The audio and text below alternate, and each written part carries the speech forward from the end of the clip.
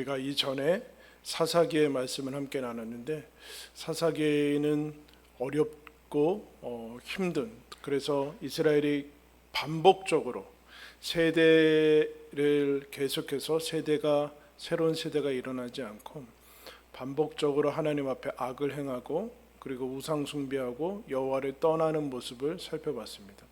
그러나 동일하게 하나님께서 또다시 반복적으로 그들을 용서하시고 구원하시고 사사를 보내시는 하나님의 사랑을 살펴봤는데, 그때 그런 이제 하나님이 전면에 나서지는 않으세요. 하나님이 이제 사사들이라든가 아니면 예언자라든가 아니면 모세를 통해서 하나님이 직접 말씀하시는 그런 것들을 많이 나타나지 않고, 사사기는 이스라엘의 어떻게 보면은 그런 타락한 부패상을 보여주면서 사사들이 하는 행적들을 잠깐씩 보여줍니다. 그래서 사사기를 통해서 우리가 이제 궁금한 점은, 하나님이 과연 어떤 마음이셨을까? 하나님이 그냥 사랑하시니까 우리를 용서하시는 분이니까 그냥 계속해서 그냥 용서해 주시는 것인가?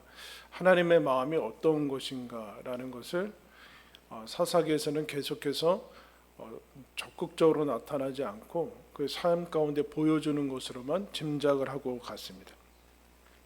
하나님의 속마음이 어땠을까라는 것을 이제 추적해 나가는 것은 이제 예언서를 주로 보면은 알 수 있습니다. 예언서는 어떻게 보면은 하나의 교훈적이라든가 아니면 뭐 사건의 이야기, 육하 원칙에 따라서 이야기들이 나온다기보다는 어떻게 보면 줄거리가 쉽게 잡히지 않는 격정적이고 이제 과격하고 하는 그런 이제 언어들이 나오고 또 그런 마음들이 담겨 있는 것을 봅니다.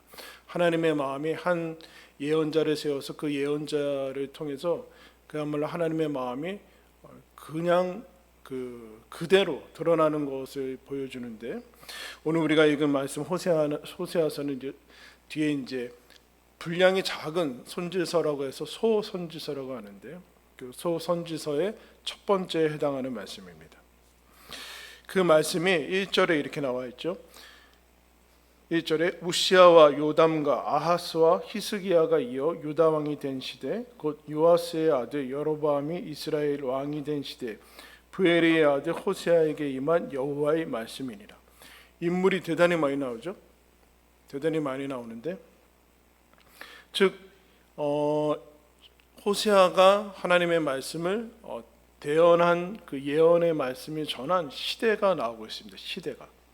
우리는 이것이 무엇이 중요한가라는 생각을 이제 가지게 될 텐데, 여러분, 호세아는 실제 살아있는 사람이었고, 특별히 남북이 나눠져 있는 유다에서 남북이 분열된 상태 이후에 이제 북이스라엘에서 주로 활동했던 사람, 북이스라엘에서 살았던 사람이죠. 그래서 여러분, 나눠드린 그 이유인물을 잠깐 보시면 글씨가 좀 작은데 더 키울 수는 없어서 제가 친절하게 형광펜으로 제가 일일이 다 색칠했어요. 제가 호세아 못 찾을까 봐. 여러분, 맨 옆에 보면 호세아가 있죠. 맨 위에 보면은 사울, 맨 위에 사울, 그 다음에 두 번째 왕 다윗, 세 번째 솔로몬이 각각 40년씩, 여러분 통일 왕국이라고 하죠. 남북이 분열되기 전에 3대까지 가서, 근데 솔로몬 다음부터 남유다, 남북이 나눠지는데 흔히 남유다라고 하고 북이스라엘이라. 그래서 이스라엘이라는 명칭이 이스라엘 전체를 가리킬 때도 있고, 남북이 나눠졌을 때는 북쪽만을 가리킬 때도 있습니다. 그리고 유다 남쪽에는 베냐민도 있는데 유다라고 칭하기도 하고, 북쪽의 지파들을 가리켜서 북이스라엘이라고도 하고 에브라임이라고도 표현합니다. 그냥. 그런데 거기 보면 북이스라엘, 남유다 이렇게 나와 있는데 거기서부터 이제 나눠지죠. 그래서 왕이 중간에 있습니다. 왕이 중간에 있고 그 옆에가 활동했던 남북의 선지자들이 나와 있습니다. 그래서 930년경에 부터 남북이 나눠지는데 북이스라엘은 기원전 722년 한 200여 년 동안 이어지죠. 그러니까 930년 정도에서 남북이 나눠져서 북이스라엘은 먼저 아수르한테 망하는데 기원전 722년에 망하고 그 이후에 한 150년 흐른 후에 586년에 남유다도 망하게 됩니다. 그 옆에 호세아는 여러분 그래서 북이스라엘의 마지막 선지자죠. 보고 계시는 거죠? 북이스라엘의 호세아는 마지막 선지자나 마찬가지. 즉 북이스라엘이 망하기 직전에 한 30, 40여 년을 이제 활동했던, 그리고 이스라엘이 망하는 것까지 아마 봤던 선지자들. 유다로 치면은 예레미야와 같은 사람이나 마찬가지입니다. 예레미야가 유다의 마지막 부분에 나타나서 유다의 멸망과 함께 이제 예언을 했듯이 호세아는 마지막 부분에 있는데, 성경은 여러분 어디서부터 북이스라엘에 활동한 호세아를 먼저 얘기를 해요? 남유다 왕을 얘기합니다. 우시야, 요담, 아하스, 히스기야에 걸치는, 우시야도 살짝 거치고 히스기야도 살짝 거쳐서 이 시기에 호세아가 활동을 했다, 그렇게 얘기를 하고 있습니다. 우시야, 요담, 아하스, 히스기야. 그 시기에 해당하는 북이스라엘의 왕이 누구라는 거예요? 칠판 좀 가져오세요. 칠판. 다시 1절에 한번 보겠습니다. 우시야, 요담, 아하스, 히스기야가 남유다 왕이죠. 근데 호세아는 북쪽 사람입니다. 그런데 유다 왕부터 먼저 나열을 했고, 그 다음에 그 당시에 해당하는 사람이 여로보암인데, 여로보암은 1세와 2세가 있어요. 북쪽 분열 왕국의 첫 번째 왕이 여로보암 1세죠. 1세. 근데 이름을 같으니까 여기는 2세라고 적었습니다. 2세. 여로보암이 아들을 낳았다 그 얘기가 아니라 이름이 같은 사람인데 같게 져서 2세 이때 활동을 했죠. 근데 사실은 정확하게 얘기하면 호세아는 북이스라엘에 망할 때까지 활동한 사람이기 때문에 여로보암 2세 다음에 누구예요? 왕이? 스가랴, 그 다음에 살룸, 그 다음에 무나엠, 그 다음에 옆으로 가서 부가이야, 베가, 호세아. 호세아는 여기 이제 선지자 아닙니다. 이제 호쉐아라고 해서 그냥 이름만 비슷하게 나온 이제 북이스라엘의 마지막 왕이죠. 그러니까 결국에는 호세아는 한 7명의 그 여로보암 2세가 죽은 다음에는 그 한 30여 년의 그 기간 동안에 6명의 왕이 막 어떨 때는 6개월, 1년 만에 막 피 흘리고 죽이면서 6명이 바뀌어요. 그래서 그 이유는 열거하지 않고 여로보암 2세만 열거를 했습니다. 히스기야까지 이제 히스기야는 북이스라엘이 이제 망하는 그 지점까지 이제 보게 된 거죠. 뭐 이게 왜 중요하냐? 이게 뭐가 그렇게 중요하냐라고 얘기할 수 있는데, 어쨌든 여러분 유다 왕국, 남유다 왕국의 특징은 다윗의 자손에서 계속 이어져요. 근데 북이스라엘은 그런 게 없어요. 그래서 왕조가 바뀌어요. 이씨 왕조, 뭐 김씨 왕조처럼 이렇게 성이 바뀌는 것처럼 다윗의 자손으로 쭉 이어지는 게 아니라 다윗 자손의 정통성이 없어졌기 때문에 예후 왕조, 아합 왕조 이렇게 바뀌어요. 아합의 자손들이 가다가 쿠데타 일으켜서 예후가 이제 잡게 되는데, 여로보암 여로보암 증조부가 누구예요? 여로보암 2세의 증조부. 오늘 이거 하다가 끝날 것 같아요. 이거 하다가 끝날 것 같아요. 여로보암 2세의 증조부, 조부, 증조부, 예후죠. 그죠? 찾으셨어요? 예후 옆에 별표 있죠. 별표는 뭐예요? 그 밑에 이제 쿠데타로 했겠다는 건데, 하나님께서 근데 엘리사를 통해서 예후한테 기름을 부어서 예후가 어떻게 하냐면은 아합 왕가를 완전히 진멸합니다. 이세벨도 이제 처단하고 아합의 남은 왕자들도 처단할 뿐만 아니라 그 예후가 왕이 되기 전에 바로 왕이 누구예요? 요람이거든요. 요람이 언제 죽어요? 글씨가 작아서 보이질 않아요. 841년에 죽죠. 그 옆에 남유다의 왕이 아하시아라는 사람이 있죠. 아하시아, 여호람. 그 사람들이, 여러분, 여호람이 그 사람이 언제입니까? 아하시아가 언제예요? 841년. 예후가 남북 왕을 다 죽입니다. 남북 왕을 다 죽여요. 그렇게 해서 예후가 권력을 잡고 북이스라엘에 잡은 다음에 예후의 가문이, 예후의 왕조가 여호아스, 요아스, 여로보암 2세, 스가랴까지 이어져요. 근데 여러분, 스가랴는 한 6개월 정도밖에 왕권을 가지지 못합니다. 그러니까 여로보암에서 거의 예후 왕조가 끝나는 거나 마찬가지인데, 특이한 거는 북이스라엘의 가장 번성한 시기, 경제적으로 군사적으로 번영한 시기, 영적인 것이 아니라 여로보암 2세 때입니다. 그때 호세아 마지막 선지자가 나와서 어떻게 됩니까? 결국에는 망해요. 이제 이 시대 가운데 있는 것을 여러분 보게, 집에다 한번 붙여놓고 여러분 뭐 태정태세 뭐 그렇게 하시는데 한번 보세요. 이렇게 르호밤, 아비암, 이렇게 쭉 한번 보시고, 이런 사람들이 이런 시대에 활동을 했고 연대도 다 있으니까 좀 잘 정리를 냉장고 같은데 붙여놓으시고 한 번씩 보시면, 이런 거 모르면 아무것도 아닌데 이게 무슨, 여러분, 구원과 무슨 상관이 있어요? 근데 이런 거 모르면 성경을 두려워하게 돼요.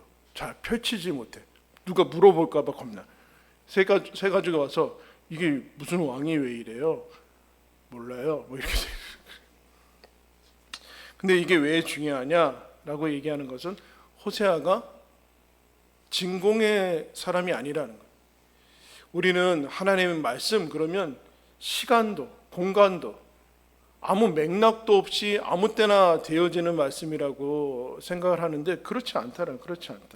호세아는 분명히 한 시대, 구체적인 한 시간 속에서 살았고 구체적인 한 공간 속에서 살았어요. 북이스라엘에서 주로 활동을 했던 사람입니다. 역사성이 있다는 거죠. 역사성. 여러분, 역사성이 없다는 것은 사실은 허구죠. 예수 그리스도가 이 땅에 2000년 전에 오시지 않았다. 그 오셨다고 하는 걸 별로 중요하지 않아. 내 마음속에 있으면 돼. 이건 여러분 이단입니다. 예수 그리스도가 실제로 오셨다고 고백하는 게 기독교지, 실제로 호세아가 그 당시에 살았다라는 것은 그게 나한테 그게 뭐가 중요하냐, 지금의 교훈만 중요하다라고 생각할 수 있는데 그렇지 않다. 하나님의 말씀과 우리 신앙은 진공 속에서 이루어지지 않고 구체적인 시간과 공간 속에서, 그 하나의 역사 속에서 이루어진다라는 것을 여러분 꼭, 즉 맥락이 있다는 거죠. 맥락. 정황이라는 것이죠. 정황이 없으면은 여러분 하나의 법칙과 원칙밖에는 남지 않는데, 그것은 실제로는 우리가 써먹을 수가 없어요. 그러니까 하나님의 말씀은 구체적인 역사성을 가지고 있다. 역사하면 우리는 중고등학교 때 배웠던 그 어렵고 힘든 그 역사 그렇게 생각하는데 그렇지 않고, 구체적인 시간과 공간 속에서 정황과 맥락 속에서 하나님께서 구체적으로 일하셨다라, 실제가 있다는 실제. 즉 하나의 인생을 담고 우리의 삶을 담는 그릇이 있다는 거예요. 그릇이. 다른 말로 얘기하면 무대가 있다는 거죠. 무대는 지금 무대와 지금 우리가 살고 있는 시대, 그리고 우리가 살고 있는 공간이 하나의 하나님께서 뭘 어떻게 담으시는가의 그릇이 담겨 있다라는, 이게 중요한 문제입니다. 그런데 시간과 공간만 있다고 해서 여러분 하나님의 그 일하심이 나타나진 않죠. 그때 호세아라는 사람, 호세아에 대해서 아무 얘기도 하지 않아요. 근데 2절에 이렇게 얘기합니다. 여호와께서 처음 호세아에게 말씀하실 때 여호와께서 호세아에게 이르시되 너는 가서 음란한 여자를 맞이하여 음란한 자식을 낳아라. 이 나라가 여호와를 떠나 크게 음란한이니라 하시니. 호세아가 여러분 누구예요? 이사야는 그야말로 제사장이고 아모스는 목자고 뭐 이런데, 그 호세아는 아무 얘기도 없이 그냥 부엘의 아들이다 그렇게 얘기해요. 이거 역시도 여러분 구체적으로 얘기를 하는 겁니다. 부엘의 아들이고 고멜의 딸은 디블라임의 딸은 고멜이다. 고멜도 아무 그 정보를 제공해주지 않습니다. 여러분 이게 무슨 뜻일까요? 너무 평범했다는 거예요. 그러니까 선지자가 우리가 생각하듯이 뭐 아래서 깨어났다든가 하늘에서 나타나다든가 그런 게 아니라 누구누구의 아들, 그래서 대단히 평범하다는 것은 하찮다는 것이 아니죠. 평범하다는 것은 하찮다라는 것이 아니고, 구체적인 역사성을 띈다는 것은 특별하지 않고 평범할지는 모르지만 대단히 특수한 겁니다. 고유하다라고 얘기했어요. 고유하다고 얘기했어요. 특수하다. 이 고유하고 특수한 것이 왜 이렇게 평범하게 다가와야 되냐면, 그래야지만 누구에게나 해당된다라고 하는 것으로 알았어요. 이 말씀은 호세아한테만 해당되는 것이 아니야. 호세아한테 임했지만, 그러나 호세아가 평범한 사람이고 인간이고 사람이기 때문에 호세아가 전하는 모든 사람, 이것을 듣는 모든 사람에게 동일하게 적용되고 해당되는 것이라는 것을 얘기를 해주고 있습니다.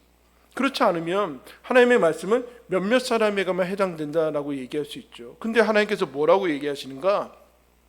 호세아한테 어려운 얘기 하지 않으세요. 가서 결혼해서 애 낳고 애를 키우면서 살아라. 그럼 이게 어려운 것은 아니죠. 그죠? 물론 어려울 수도 있지만 결혼해서 아이를 낳고 살아라. 어려운 것은 아닌데 앞뒤에 이제 한 가지 어려운 점들이 이제 담겨 있습니다. 그 고멜이라는 사람이 그 앞에서, 고멜이라고 지정은 해주지 않았지만 음란한 여인이다, 그렇게 얘기를 하고 있어요. 그 이상도 이하도 이제 어쨌든 설명을 해주고 있지 않은데, 어쨌든 호세아가 생각하기에, 우리가 기본적으로 생각하기에는 어쨌든 이 사람이 뭐 정결한다던가 정숙한 사람은 아니다라는 거죠. 그럼 호세아는 정결한가? 뭐 그 얘기를 하고 싶은 것이 아니라 어쨌든 평범하지 않은 그런 명령을 내리고 있습니다. 그리고 가서 아기를 낳아서 기르라라고 얘기해요. 자녀를, 그래서 하나님께서 명령하셔서 자녀를 낳았는데 이남 일녀를 낳죠. 첫 번째 장남 이스라엘, 두 번째 딸은 로루아마, 세 번째 아들은 로암미, 이남 일녀의 이제 자녀를 낳습니다. 즉 아까 구체적인 시간, 그리고 북이스라엘, 그리고 호세아가 살았던 일상생활의 삶을 통해서 하나님께서 호세아뿐만 아니라 모든 사람한테 말씀을 해주고, 실제 사건, 실제 일상의 삶이 이루어지고 있다라는 거죠. 이게 뭐가 중요한가? 라고 이제 얘기할 수 있는데, 즉 하나님께서 함께 하시는 신앙생활, 어떤 그런 삶은 그 호세아가 전한 예언이나 아니면 호세아가 우리가 읽고 있는 이런 것들은 상상이나 아니면 가상이나 머릿속에서 상견한 것이 아니라는 거예요. 실제로 호세아가 결혼하고 애를 낳으면서 이 하나님의 말씀을 깨닫게 되고 점점 더 이제 선포되어지는 일들이 상상이나 환상이나 가상이나 아니면 머릿속이나 책상 속에서 이루어지는 것은 아니다. 신비한 체험을 통해서 이루어지는 경우도 있지만 그런 경우들은 대단히 드물고, 실제로 결혼하고 애를 낳으면서 호세아는 이 일들을 해나가고 있다. 그 이후에나, 그래서 호세아가 결혼하고 본문에서 이남 일녀의 자녀를 낳은 후에 그 다음에 이제 아내가 계속해서 이제 집 나가고 이제 다른 사람하고 이제 같이 살아버리고 하는 그런 일을 통해서 구체적으로 하나님께서 호세아의 말씀을 이제 구체적으로 그때서부터 여러분 시작을 하게 됩니다. 결혼해서 애를 낳아라라는 말씀은 어려운 말씀이 아닌데, 그런데 음란한 여인과 결혼해라라는 말씀은 어려운 말씀이죠. 받기 어려운 말씀이죠. 그런데 아까 시간과 역사 속에서 실제 일을 하라고 하나님께서 허락해 주시는데 이해할 수 없는 일이에요. 그래서 호세아가 이것 가지고 바로 아무 생각 없이, 나는 예언자는 머리도 비고 이제 감정도 없이 하나님께서 어느 날 그냥 확 이제 멍하게 해가지고 자기 생각이 없어서 막 이상한 말이 나오게 하는 식으로 예언을 하게 하지 않는다는 얘기예요. 하나님의 말씀은 그런 식으로 하지 않는다. 구체적으로 동시대를 살았던 사람들, 그러니까 하나님이 주로 사용하신 방식은 천사가 나타나서 그런 방식으로 하지 않는다는 거예요. 구체적으로 살아서 호세아가, 여러분 자기는 알지만 주변 사람들이 저런 사람하고 같이 살면서 무슨 하나님의 말씀을 선포한다고 그래. 이게 여러분 들었겠어요? 안 들었겠어요? 사람들이 안 들었겠죠. 이해할 수 없는 하나님의 명령에 여러분 부딪힙니다. 그런데 왜 이해를 못하게 되냐면은 이 이해를 포함해야 되지만 하나님이 주신 말씀이 우리가 아직 미래를 내일 가보지도 않고, 그래서 이것들이 우리 실력도 부족하고 이 지성의 한계가 있기 때문에 이해를 못하는 거지, 이치에 부합하지 않아서는 아니에요. 그래서 하나님께서 믿음이라는 걸 설명하는 사람 중에 아브라함이라는 사람을 부르는데, 아브라함이 부를 때 나이가 많았죠. 75세 때 이제 시작하는데 하나님이 뭐라 그래요? 너는 내가 가라는 곳에 떠나서 가라. 근데 아브라함이 갈 바를 알지 못하고 갔대요. 어디 지정을 해줘야지 가는 거 아니에요? 근데 마지막까지 어떻게 하냐면은 하나님이 이해할 수 없는 얘기를 하세요. 독자 이삭을 갖다 바치라. 하나님이 이방 종교에나 있는 그 사람을 인신제사를 하라는 얘기인가? 근데 아브라함이 어떻게 해요? 다음날 아침에 일찍 일어나서 여러분 그 명령에 순종합니다. 그래서 이 호세아도 군도덕이 없이 어떻게 하는가? 3절에 이렇게 얘기해요. 이에 그가 가서, 바로 이에 하나님의 말씀을 듣고 얼마 만에 시간이 있는지 모르지만 이에 그가 가서 아내를 맞이하고 아이를 낳고 살아갑니다. 하나님의 말씀이 구체적인 실제적인 그 명령을 띠고서 임하죠. 근데 그 말씀이 역사되기 위해서는 어떻게 되는가? 순종을 해야 돼요. 순종을 해야지만 이해가 돼요. 지금도 이해하지 못하는 것이죠.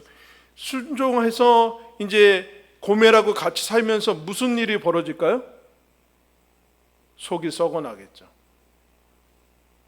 무슨 엄청나게 좋은 일들이 잠깐 아기를 낳으면서 그런 기뻤던 그런 순간도 있겠지만, 하나님께서 이제 그 보시기에는 어쨌든 계속해서 어렵고 힘들고 고멜이 집 나가고 다른 남자와 살고 하는, 다시 찾아오고 하는 이런 일들이 이제 벌어지게 되는데 속이 여러분 남아나지 않겠죠. 근데 하나님께서 그것을 명령하고 있다라는 것을 여러분 이 사람이 기억을 하고 있습니다. 아까 시간과 공간이라는 어떤 무대, 그리고 정황, 흔히 컨텍스트라고 얘기하는 거, 그거를 채우는 것이 뭔가 우리의 삶인데, 그 우리의 삶이 떠받치고 있는 정황과 삶을 떠받치고 있는 것이 무엇인가? 하나님의 말씀인데, 하나님의 말씀이 들릴 때 순종하면서 가고 있어요. 근데 아직까지 구체적으로는 이해가 잘 되지 않고 왜 그러는지 잘 모르겠죠. 단 하나님이 이렇게 설명을 해줍니다. 어떻게 설명을 해주시는가? 왜 그래야 되는가? 2절 후반절에 이 나라가 여호와를 떠나 크게 음란함이니라. 이스라엘이라는 신부된 하나님의 자녀요, 하나님의 신부인 이스라엘 전체가 여호와를 떠나서 우상 숭배를 하고 있다라는 것을 얘기를 해주고 있습니다. 순종하면서 이제 호세아가 이해를 하는데, 뭘 이해를 하는가? 그럼 뭘 이해를 해야 될까요? 아브라함이 독자 이삭을 바치면서 뭘 이해를 해야 될까요? 하나님이 독생자를 보내시는 것, 독생자를 죽이기까지 사랑하고, 이러면 자녀를 어떻게 바쳐요? 자기보다 더 소중한 존재를 어떻게 바쳐요? 그런데 하나님이 그것을 하시고 계세요. 왜 그럴 수 있는가? 우리 사사기에서 그렇게 반복되는 범죄를 통했는데 하나님이 이렇게 용서하시는가? 사사기를 통해서 여러분 무엇을 배웠어요? 사사기를 통해서 하나님이 나한테도 그렇게 하신다고 생각을 잘 안 하시더라고요. 그래서 우리는 가끔가다 실패하면 완전히 넘어지는 완벽증과 결벽증에 걸린 그런 분들이 좀 있는 것 같아요. 하나님께서 마리아한테 너가 잉태하여 아들을 낳을 것이다. 그럼 이해가 되지 않죠. 나는 아직 정혼하고 요셉과 아무런 상관이 없는데 잉태를 한대요.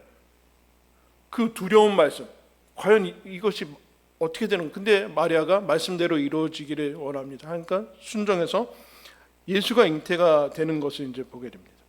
하나님께서 호세아를 세워서 왜 이해되지 않고 이거 일반적이지 않은 명령을 하게 하시는가? 무엇을 알게 하시는 건가? 호세아가 알고 난 다음에 선포를 해야 되는 것은 무엇이고, 이스라엘이 지금 놓치고 있는 것은 무엇인가? 라고 할 때 하나님의 마음을 놓치고 있는 거죠. 하나님의 사랑을 알지 못하고 있는 거예요.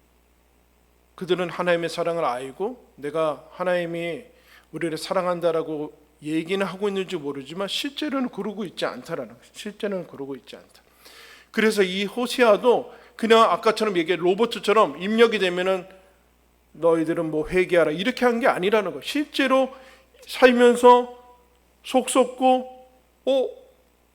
다시 포기하지 않고 찾아가고 하는 그 삶 속에서 하나님도 과연 이루시는구나 라는 것을 알게 되죠. 마틴 루터 종교개혁자가 이렇게 얘기합니다. 설교자의 내적인 실존은 말씀으로 형성되어야 한다. 무슨 뜻일까요? 하나님의 말씀이 들어와서 그것이 나를 부딪히게 하고 갈등하게 하고 막 어쩔 때는 말씀을 저버리게 해서 죄책감이 들게 하면서 또 어쩔 때는 순종하면서 열매 맺게 해주는 그 실제가 들어왔어야 되는. 호세아가 그래서 음란한 이 여인을 맞이해서 결혼 생활을 하면서 뭘 알게 될까요? 사랑을 알게 되는 거죠.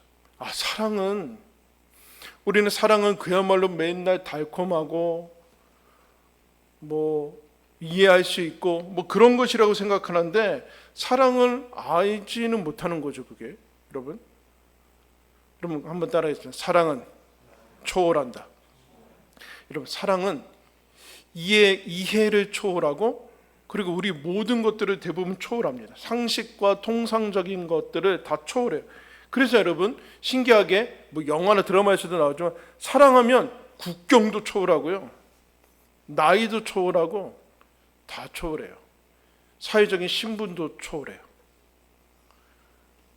상식이 그전에는 사랑하기 전에는 뭐 자기들 뭐 양반끼리 만나야 되고 아니면 뭐 그래야 되는데 사랑하면 그런 거 다 없어져요.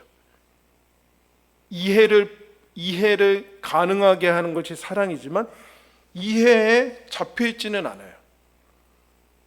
사랑하면 이해하게 되는데 이해를 포함하지만 이해를 초월하게 돼요. 초월. 그래서 기존에 가지고 있던 틀들을 넘어섭니다. 이 틀을 넘어서지 못하는 것은 사실은 사랑이라고 얘기할 수는 없죠.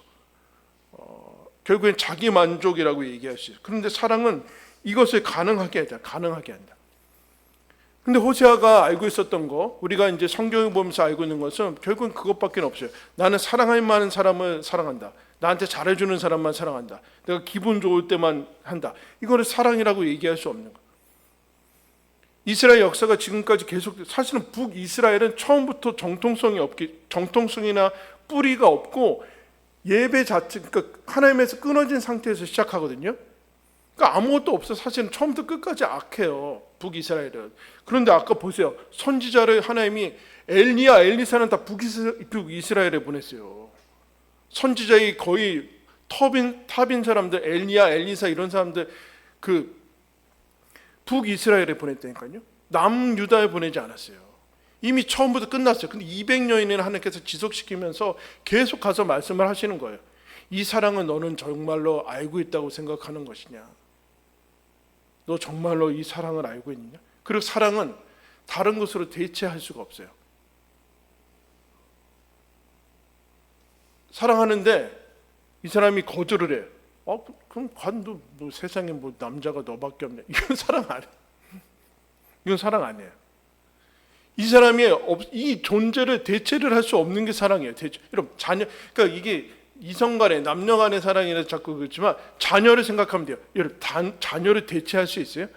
자녀가 막 말 안 듣고 맨날 뭐 근데 세상에 자녀가 너밖에 없냐? 뭐 이런 부모가 어디 있어요? 자녀가 열이 있다고 해서 여러분 대체할 수가 있습니까? 그렇지 않죠. 그 사랑이 거기에 나오는 거예요. 사랑이 속 썩는 사랑이 나와죠.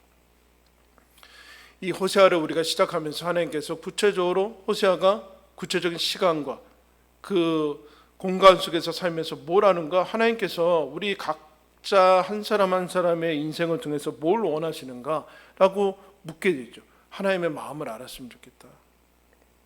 결국 신앙이란, 여러분 믿음이란 하나님이 독생자를 보내기까지 우리를 사랑하는 그 사랑에 항복하는 거거든요. 다른 것은 아니에요. 다른 게 아니에요.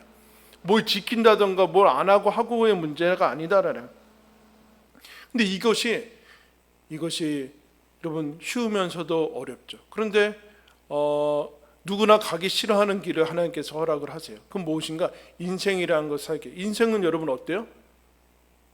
어렵죠. 쉬워요? 쉬워요? 어때요? 아브라함, 조슈아 이제 헤셀이라는 이제 이 유대 학자, 유대 구약 학자로 유명한 사람인데요. 이 사람이 유명한 예언자들이랑 안식이라는 이런 책을 썼습니다. 뭐 유대교 신학자인데 어쨌든 뭐 통찰력이 있는 그런 책들을 썼습니다. 이 사람이 한 라디오 프로그램에 이제 가서 대담을 하게 되는데 그 사람이 이제 물어요. 워낙 유명한 학자이기 때문에 당신의 생애에 가장 큰 영향을 끼친 책 한 권을 소개해 주십시오. 라고 하니까 그 사람이 예언자들입니다. 자기 책을 얘기를 해요. 너무한 거 아니에요? 저자가 누군데요? 아브라함, 조슈아, 헤셀입니다. 네? 약간 그 인터뷰했던 사람이 네? 약간 당황하니까 자기 책에 제 영향을 받았다는 얘기입니까? 그렇습니다. 그러면서 그가 이렇게 얘기해요. 학문은 조용한 서재에서 시작할 수 있지만 시끄러운 장터에서 완성되어야 한다는 진리를 그 책이 내게 가르쳐 주었습니다. 무슨 뜻일까요, 여러분? 왜 자기 책에 가장 큰 영향을 받을까요? 여러분, 호세아가 그냥 자기는 암으로 완전히 그 궁전에서 진공 속에서 모든 삶에서 모든 고통에서 격리되어서 하나님께 회개하라, 돌아와라, 하나님을 알라 이렇게 하지 않았어요. 자기가 이미 완전히 처절하게 경험한 이 사랑, 하나님께서 경험케 하는 그 사랑에 완전히 심취한 다음에 하나님의 말씀을 전해요. 그리고 그 말씀에 그대로 살고 있습니다. 그게 여러분 예언이고 하나님께서 이스라엘 백성, 그래서 여러분 예레미야를 어떻게 뭐라고 그러는가? 철저하게 실패한 본 이렇게 얘기해요. 실패에 성공한 사람의 본이라고 해요. 예레미야는 실패하잖아요. 망하잖아요. 돌아오지 않아요. 대부분의 예언자들의 말씀은 다 거부당합니다. 하나님이 거부당하시는 거죠. 거부당하는 거. 여러분 어때요? 오늘날의 시대 가운데 하나님께서 가끔가다 그런 생각을, 하나님의 마음이 어떨까? 하나님이 과연 이 땅과 이 지구의 땅에서 벌어지는 일을 보시고 무슨 마음을 가지고 계실까? 그런 마음을 생각하면 우리가 겪는 삶 가운데 겪는 것에서 해답을 찾을 수 있죠. 뭐요? 우리가 일상생활에서 사랑하는 사람들 때문에 아프자, 자녀들 때문에 속을 썩고, 그런 것들을 통해서 하나님이 우리들한테 말씀하시는, 그래서 그 사람이 그런 얘기를, 그가 죽자 신문에 그렇게 얘기했나? 그는 신문에 이렇게 나와요. 그는 학자이지만 사람이었다. 사람으로 실제로 살았다는 얘기죠. 사람으로 실제로 살았다는. 여러분, 호세아뿐만 아니라 제가 설교하면은 누가 제일 먼저 들어요? 제가 제일 먼저 듣죠.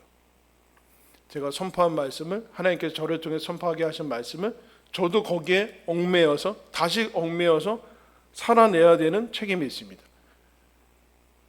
하나님의 말씀을 제 수준으로밖에는 전하지 못하지만, 그러나 제 수준으로 이해되지 않는 것까지 이해되지 않아서 제 수준까지 끌어내리지는 않아요. 선포하면 저도 거기에 맞추려고 노력을 해야 되는 거예요. 근데 그래서 하나님께서 이런 얘기, 하나님이 우리 인간을 통해서 우리 인생에서 뭘 요구를 하시는, 내 삶 전체를 통해서 하나님이 뭘 우리가 겪는 시간과 사건 속에서 뭘 원하시는가? 예수 그리스도를 알고 있느냐? 너 하나님이 아들을 보내시기까지 너를 사랑하시고 너를 붙드시고 너의 모든 것들을 품으시는 그 사랑을 정말로 알고 있느냐? 나의 못난과 죄와 반복뿐만 아니라 우리는 기복이 너무 심하고 사랑도 너무 얄팍하고 가볍고 책임감도 너무 없고 순간순간 변하고 신실함이란 찾아볼 수 없고 비열하고 내 마음속에 순간순간 지나가는 악은 여러분 차마 표현할 수 없는 그 상황 속에서 하나님이 과연 나를 정말로 사랑하셨다는 것인가? 예수를 보냈다는 얘기인가? 보냈는데 설마 나 같은 사람을 이루고 있다는 얘기예요. 그러면서 뭐라고 얘기하는가? 하나님은 어디에 계시는가? 하나님은 언제, 어떻게, 누구한테 계시는가? 우리한테는 그런 생각이 있어요. 하나님은 나한테는 계시지 않는다고 생각해요. 저기 딴 사람, 경건한 사람한테 같이 계시고, 하나님은 지금 여기에 계시지 않는데요. 특정한 어떤 거룩한 장소 아니면 다른 시대에, 지금 이 시대에는 계시지 않고 다른 장소에 계시고 다른 사람한테나 계시고 경건한 사람한테나 계시고 어떤 특별한 사건들 속에서만 하나님이 계시다고 우리는 우기고 있어요. 왜 그럴까요? 하나님이 지금 여기 나랑 함께 계시면 내가 이런 모습으로 살지 않는다, 이 정도는 되지 않는다고 생각하는데 그렇지 않고, 호세아는 뭐예요? 이스라엘이 가장 경제적으로 군사적으로 풍부했는데 하나님이 예후라는 사람을 통해서 아합 왕거를 처리하고 남유다를 다시금 시작하게 하셔서 계속해서 그 번영을 주시는데 가장 타락한 여러분, 고멜이 음란하다고 해서 음란한 자식입니까? 무슨 뜻일까요? 그냥 호세아는 자녀를 낳았는데 그 시대 문화가 그냥 놔두니까 그냥 음란한 사람들이 됐다는 얘기예요. 오늘날 통계를 살펴보면 돼요, 여러분. 아이들은 다 그 통계에 사로잡혀 있어요. 음란한 아이들이죠. 네? 아무 기준이 없잖아요. 그 시대에 그렇게 살고 있어요. 호세아는 또 그렇게 더 어려운 것들을 받아서 그 상황 가운데 동일하게, 그런데 이스라엘, 무감각한 이스라엘과 다르게 하나님 앞에 이 모습을 받아서 더 간격을 느껴서 더 탄식하고 더 아프고 어떻게 할 수밖에 없고 한계를 느끼면서, 근데 하나님이 포기하지 않는, 자기를 세워서까지 하나님이 이스라엘한테 말씀하시는 그 사랑을 보면서 스스로 항복을 하게 되는 거예요. 항복하고 깨어지고 그 깨어진 틈 사이로 하나님의 사랑을 받아들이고, 하나님이 이렇게 사랑하시는구나, 우리를 사랑하시고 이스라엘을 사랑하시는구나, 이렇게 얘기를 하게 돼요. 하나님이 저기 특정한 시기에 특정한 사건에 계시는 것이 아니구나, 지금 나랑 함께 여기 계시는구나. 그래서 하나님께서 우리 인생들한테 뭘 시키세요? 결혼하게 하시고 직장 가게 하시고 자녀를 키우게 하세요. 자녀를 키우면서 기쁨과 슬픔과 탄식과 우리가 부모인데 이것밖에 안 되는가를 경험하게 하시고 나이가 들어가게 하세요. 나이가 들어가면서 모든 것이 약해지고 그리고 순식간에 지나가는 인생을 살아가게 하세요. 그런데 거기에서 내가 너랑 구체적으로 묶여서 갈 것이다. 진공속이 아니라 구체적으로 너랑 함께 묶여서, 고멜과 호세아가 결혼하듯이 너랑 내가 묶여가지고 네 인생 가운데 같이 살아갈 것이다. 예수를 이 땅에 보냈다. 예수를 보내면 못 박아 죽이는 그 땅으로 보냈다. 예수를 보내면 하찮게 여기는 그 땅으로 보냈다. 예수를 믿으면 확가닥 변하지 않고 게으르고 악하고 대충 믿는 사람들인 우리들한테 보냈다. 그 뭘 알려고 하는가? 하나님이 정말로 이렇게 나를 사랑하시는구나 라는 것을 알려고 보냈다. 여러분, 아시시 13세기에 프란체스코라는 성인으로 불려지는 사람이 있는데, 그 사람이 임종을 앞두고 이제 같이 하나님을 믿는 사람들한테 그렇게 마지막 말을 마치고 죽었대요. 자, 형제들이여, 이제 시작합시다. 지금까지 우리는 별로 한 것이 없습니다. 그러면 죽었대요. 뭘 시작하자는 거예요, 여러분? 하나님의 사랑을 알기에는 우리는, 여러분, 너무 그 사랑을 모른다라는, 그 무슨 일을 하자는 것이 아니죠. 여러분, 이제 호세아를 다시 시작하겠습니다. 속이 다 타버린 사랑. 이스라엘아, 내가 너를 놓을 수 있겠느냐? 가만둘 수 있겠느냐? 포기할 수 있겠느냐? 그럼 내 속에서 내가 불붙어서 살 수 없다라고 선포하시는 하나님의 사랑을 우리는 얼마나 알고 있을까요? 여러분, 호세아가 우리를 초대하고 있습니다. 이 호세아를 통해서 나를 한 사람 한 사람 나의 삶 가운데 같이 하셔서 나를 정말로 말할 수 없는, 계속해서 신실하게 사랑하시는 그 사랑으로 우리를 이끌고 계시는 그 사랑을 깊이 아는 이 수요 예배 시간이 되기를 예수님의 이름으로 축원합니다. 기도하겠습니다.